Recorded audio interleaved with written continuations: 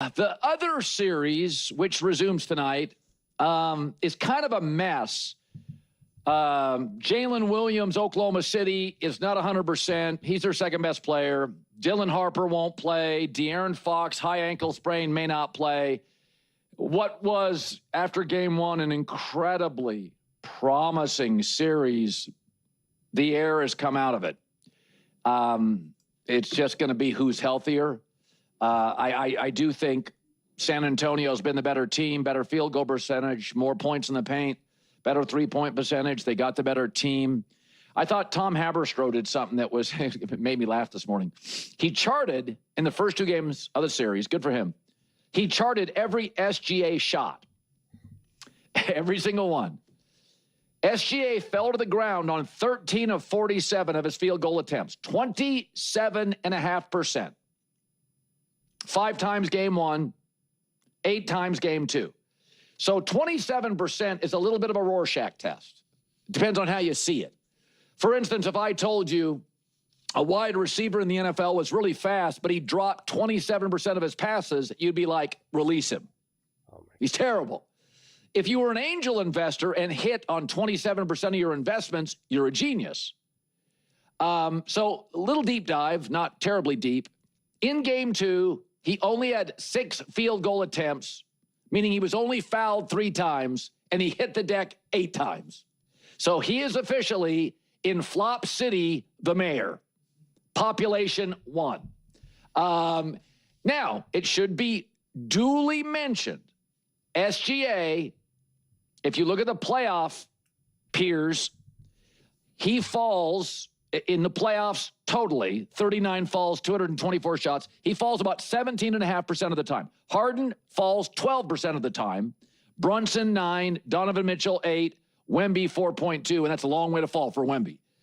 So he is not the only person doing it, but it is annoying because he's doing it about double of Brunson, and Brunson, by the way, is the smaller player. All right.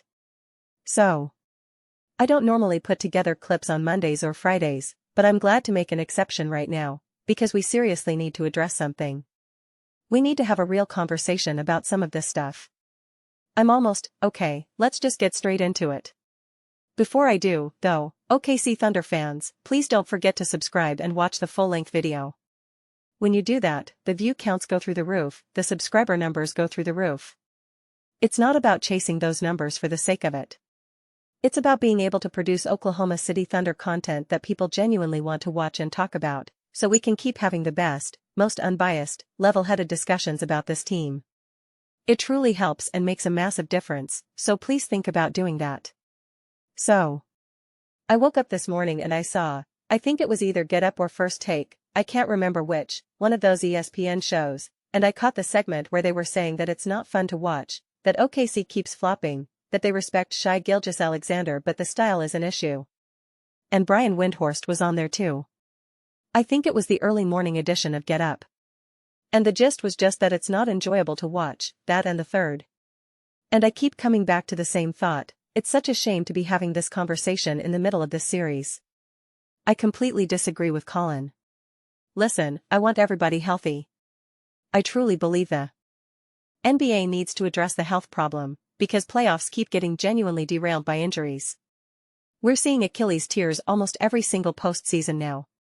It's almost a given that someone's Achilles is going to pop, the only question is who, and maybe even multiple players. And I want to see these two teams at full strength, head-to-head. So I do think there should be multiple days of rest, even between series. Give them extra recovery time. I don't understand why everything has to be so compressed. This is supposed to be the best part of the year. From the moment the regular season tips off, we're all just waiting for the playoffs. I love the NBA playoffs. I've been waiting for this specific series for months. I've been calling for it. I always make the joke that if you're a true basketball fan, I don't care who you root for, this is the matchup you wanted to see.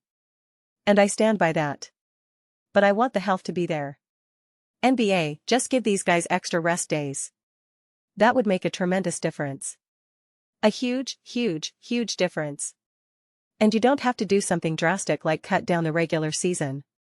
Just give them more rest. That's all. It's not that hard. And it would make the networks more money, because there would be more time for these conversations, right? There would be more discussion about OKC on ESPN and so on. Everybody still wins. People are still making videos, etc. But even with the injuries right now, and it's not ideal, it doesn't suck all the energy out of the series. I wholeheartedly disagree with what Colin is saying. I'm still incredibly excited to watch this series. And as long as it stays competitive, and as long as the injuries don't turn it into a complete mismatch. Like, let's use SGA and Wembanyama as placeholder examples. If one of them goes down, then absolutely, that changes everything. When I was watching OKC versus Indiana, I was really excited for that series. I wanted to see the Pacers at full strength. I want OKC to win it all, but I don't want to feel like they won just because the other team was broken. Same thing when Kevin Durant went down against Toronto. That drained all the energy out of the room. I don't 100% feel that way right now about this situation. Maybe for OKC, if Halliburton and De'Aaron Fox are both out again for Game 3, at the time I'm recording this, it still seems up in the air. So I don't know. Also, we know OKC is so deep. So as long as Chet Holmgren and SGA are both out there, I see this team as almost full strength, relatively speaking. I'm being a little loose with those words, obviously. I know there are other incredibly important players on this OKC roster. But I look at those two as the ones who are more physically imposing and can really leave their mark on a game. Even though that hasn't been Chet's story so far this series. If anything, you'd say Hartenstein right now has been more of a key piece. So we'll have to see how this game unfolds. But I still think it's fair to say, no, we were all excited about this series, and we still should be. I completely disagree with the idea that we're not. Now, as for falling down does not automatically mean a flop. There is major confusion here. Major confusion. I was a player who hit the ground all the time. I lived on the floor. Not only because I was always diving for every loose ball. You know that feeling, a coach praises you once for fighting for the ball, and that gets stuck in your head at 7, 8, 9 years old, and suddenly that's who you are. That's your identity. I'm going all out, balls to the wall. I love the chance to dive for a ball going out of bounds and be the one who saves it. I live for that. So that alone put me on the ground constantly. But even on shots. I've talked about this a little before. I was always good at drawing contact, and always ended up on the floor.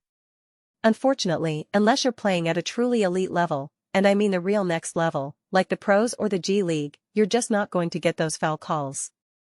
The talent isn't good enough, they need to keep the game moving. Only so many people care. It's different in high school. I guess once you reach Division I, you start getting more favorable calls. But it's still not at the pro level, of course. And I wish a referee had actually explained that to me. Just said, you are getting contact. You're right. And if you were playing for OKC right now, if you were laying for San Antonio, you'd be at the line. But that's not how these games are officiated. I just wish someone had told me that. So it's all so integrated. I understand how SGA plays. And yes, there are some flops. Absolutely. And there can be excessive drawing of contact. I've argued before that that is deeply embedded in basketball. Being able to draw contact is baked into the sport. And I do agree that overall, I want less of that. I want fewer free throws in general. I'm all about speed and pace. That's why I've said teams should have fewer timeouts. I think you should be able to inbound the ball immediately without the referee touching it, like in soccer, or like some international leagues. So I'm all for that. But I hate that SGA is becoming the face of this issue, because that's not fair. I am all for trying to make basketball more entertaining, more interesting, right? And when we're talking about this from a zoomed-out lens, I am all for that conversation. I always take issue with the zoomed-in focus on SGA. A lot of the times he hits the ground, you can watch the highlights. I wish there was a good way to put this, but I see him and I think, I would be doing the exact same thing. It's not excessive. Remember the Harden peak era, with Steph too, when you could do the leg kick and all that? When you could shoot and flail your legs out and fall? That was excessive. That was obnoxious. But some of the things I'm seeing now, falling and hitting the floor, stumped him. Yes, that's just part of how it goes. When you're playing basketball, you just go the way your body takes you. You're taking shots from weird balance positions. You're off your left foot, then your right. You're using your right arm, then your left. Colin's comparison about receiving made no sense, honestly. Colin always has great comparisons, great metaphors, great stories, and I usually love it. But that one just did not land at all. It made no sense. None. Zero to me. When I watch SGA, him falling to the floor, sometimes it's to draw contact. Sometimes it just makes sense to do that because that's where your body is carrying you.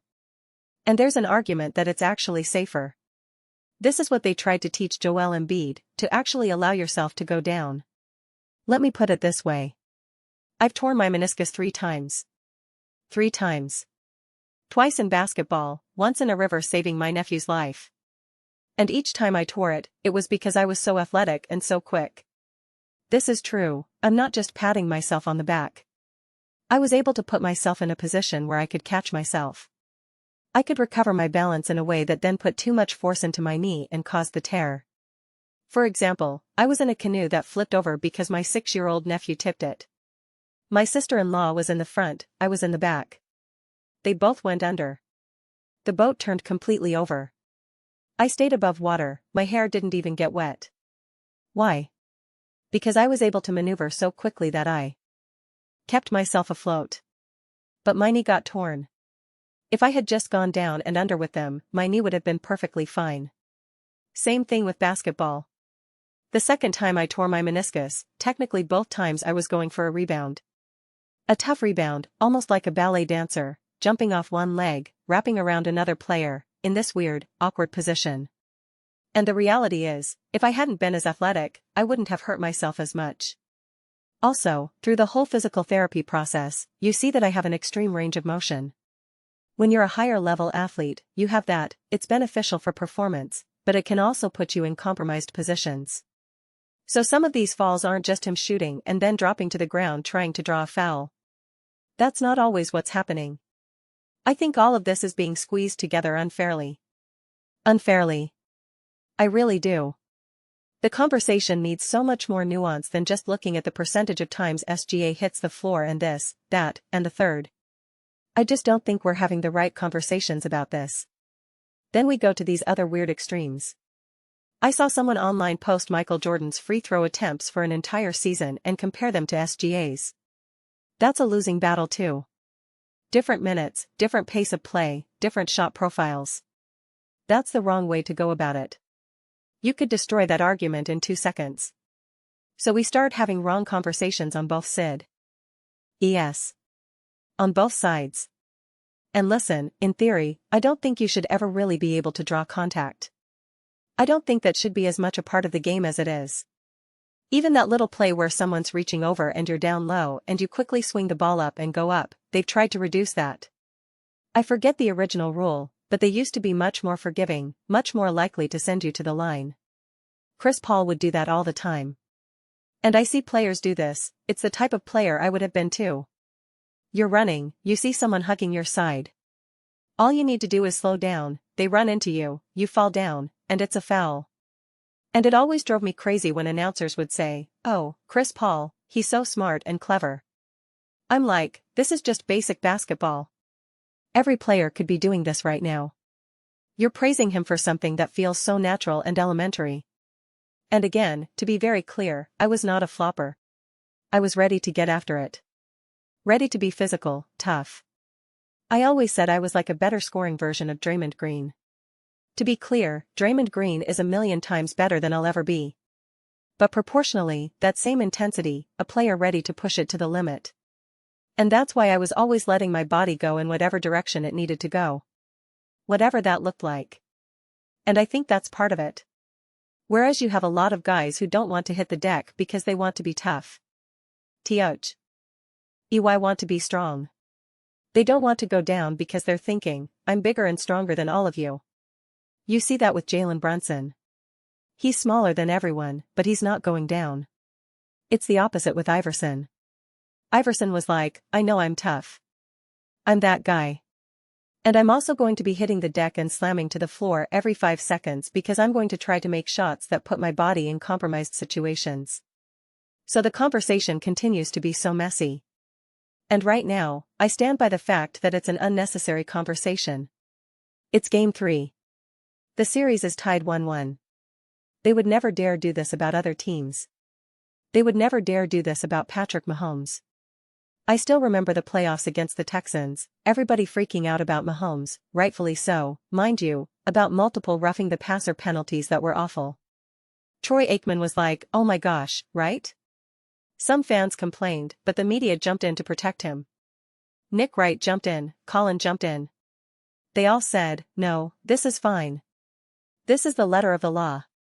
It's okay. And I'm like, no, that's not entertaining. That's bad football. But then with the Eagles and the tush push? Oh, this needs to be banned. This is a disgrace. This is so bad. We can't have this in our game. And I'm like, are you kidding me? The Eagles just dominated the NFC Championship game, set the record for most points in a conference championship game. It had very little to do with the tush push. And you want to have a whole conversation about the tush push leading to the Super Bowl? Are you serious? Meanwhile, Patrick Mahomes is getting game-changing penalties on calls that Troy Aikman, Joe Buck, and the TV referee are all saying are ridiculous, shouldn't be called. But you don't want to have that conversation. Instead, you act like the tush push is threatening the game. Saying nobody wants to watch that, it's bad entertainment. Meanwhile, the Eagles are setting viewership records. And then we want to flip that same logic to what's happening with OKC. This is the worst I've ever seen. Nothing about OKC is exciting. SGA falls to the floor. We're having a messy conversation right now. And I'm consistent because I even said about the tush push, I personally don't find it unexciting. I think it's more offense, more production. Now, if every single team did it and they were all successful, then I would say maybe it needs to change from an entertainment perspective. And I told Eagles fans that. I said, I'm about to win you over, but I'm also leaving myself an out. If everyone starts doing it excessively, then yes, maybe things need to change. And that's what I've said about the Thunder too, about this style of play. In theory and in practice, I want each team to only take like 10 free throws. That's it. I want minimal free throws. Every time the whistle blows, I roll my eyes.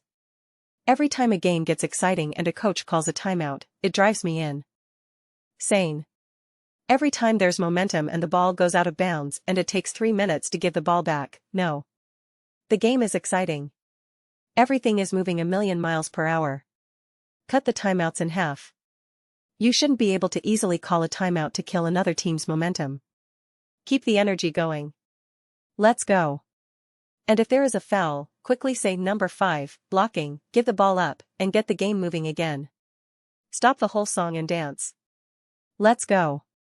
Let's go. Let's go. To me, that would improve entertainment through the roof. Personally. So I'm all for these conversations and what we can do to improve things. But I hate that we're just pretending like SGA is this caricature, like this is all he is. I just think it's unfair. But those are just my thoughts. I'd absolutely love to hear yours. What do you all think about OKC, SGA, the MVP race, taking on San Antonio, that the series now is supposedly not as fun, the problem with all the flopping and is falling to the floor? Let me know your thoughts in the comments below. I read every single comment. So whether you agree with me or disagree with me, either way, let's get into some discussions. Let's get into some fights. But ultimately, let's just have some fun. Please do consider subscribing. We're building an amazing community here, and I'd absolutely love to see you be part of it. I want to build something that we all genuinely feel connected to. Something that we're really excited to be part of. We're well on our way. Please don't forget to give this video a thumbs up. It really does help with visibility and the algorithm. Thank you so much. See you next time.